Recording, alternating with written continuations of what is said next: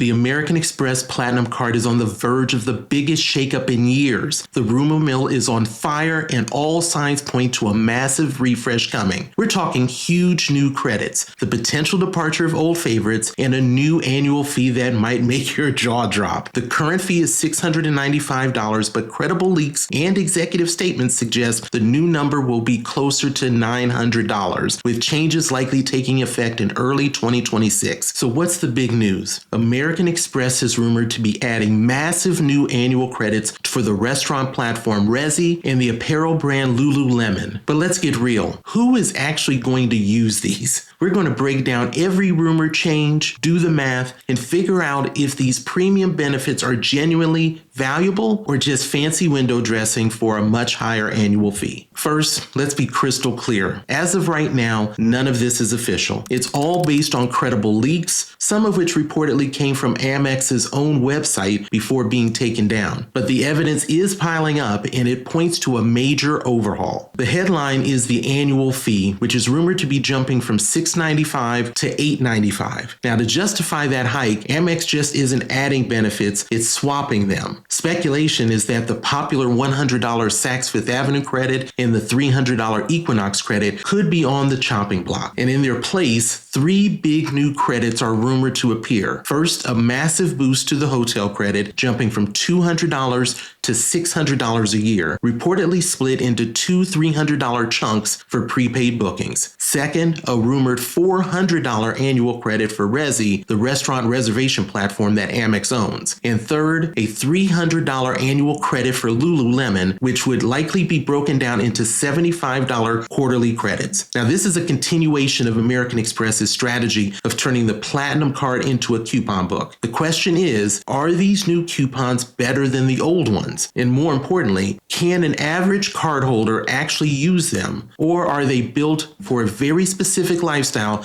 that does not match most people? Let's start with what should be the easiest win, the rumored new hotel credit. This one was apparently leaked right on the Amex's website before it was quickly removed. The rumor is that the current $200 annual credit for fine hotel and resorts and the hotel collection bookings will become a $600 hotel credit. Now, this would be a huge deal. This is supposed to be split into 2 $300 statement credits, one from January through June and the other one July through December. Now, for anyone who travels even once or twice a year, this is an incredible upgrade. Booking through FHR already gets you great perks like room upgrades, free breakfast, and property credits, so getting $600 back on top of that is a game changer. Unlike the other credits we're about to talk about, this one feels useful for almost everyone with the card. It actually relates to the travel part of a premium travel card. If you use this one benefit, you've already covered most of the rumored annual fee. Amex is taking an already good benefit and making it fantastic. For travelers, this change alone could make the fee hike worth it. I do want to provide a word of caution though. We need to see the details. The great thing about FHR is that it has a one-night minimum. The one concern I have though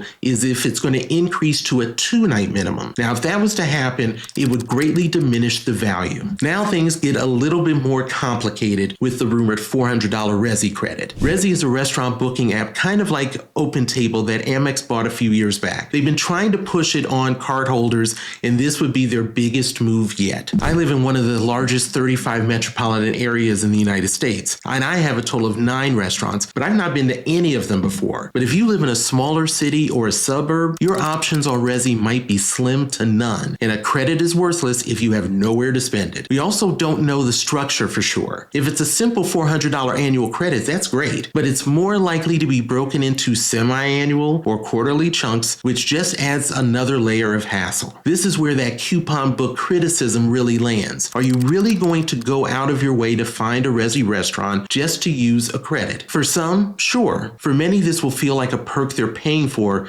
but cannot actually use. And that brings us to the most controversial rumored perk, the $300 Lululemon credit. Leaks suggest this would be a $75 statement credit each quarter. On one hand, Lululemon is a super popular high-end athletic brand. If you're a loyal customer, this is basically $300 in free stuff every single year. But for everyone else, this credit could be totally useless. I mean, this is about as niche as it gets. It locks you into one single premium price overpriced brand. If you don't shop there, the benefit has zero value. Even if you do, the $75 quarterly structure is designed to make you spend consistently. It's not a simple $300 you can use for one big purchase. It forces you to remember to shop there 4 times a year. This feels like a major downgrade from the Saks Fifth Avenue credit it might replace. The Saks credit, while also for a specific store, was delivered in 2 $50 chunks a year. Now, many people found clever ways to use it on smaller items like cosmetics or accessories. I routinely picked up cologne. A $75 quarterly credit at Lululemon feels way more restrictive. It really makes you ask the question, is it actually a benefit if it forces you to spend money somewhere you wouldn't normally shop? Now, if you're finding this breakdown helpful and you're starting to wonder if you'd even use these credits, do me a favor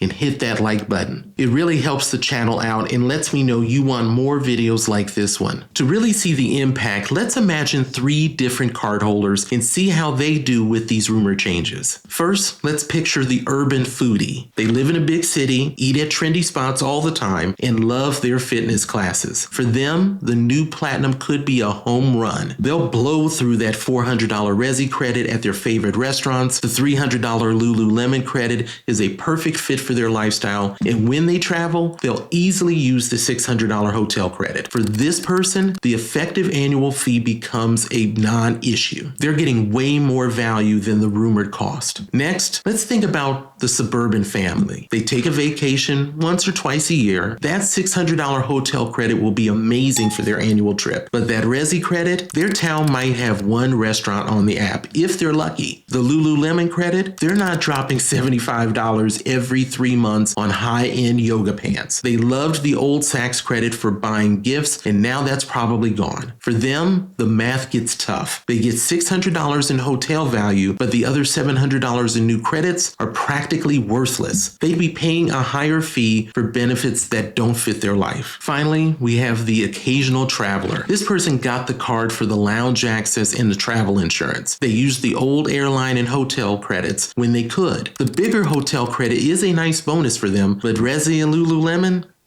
No chance. They're being asked to pay hundreds more for lifestyle perks they will never, ever touch. This person is probably going to start looking at other premium cards that are actually focused on travel, not a coupon book. So are the new Platinum credits even useful? The answer is a frustrating one. It completely depends on who you are. If these rumors hold true, Amex is going all in on a very specific customer, a high-spending, city-dwelling millennial or Gen Z professional who lives a certain kind of premium lifestyle. For that person, this card is about to become an absolute monster. For everyone else, the card gets a lot more complicated and maybe even less valuable. The coupon book is getting thicker, but the coupons are getting weirder and more specific. Moving from a broader credit like Saks to a hyper-specific one like Lululemon makes it harder for the average person to get their money's worth. The bigger hotel credit is a fantastic no-brainer improvement for travelers, but it's being bundled with niche credits that feel more like paid partnerships than real benefits for the cardholder. The value of the Platinum card is no longer just about travel perks. It's about your willingness to meticulously plan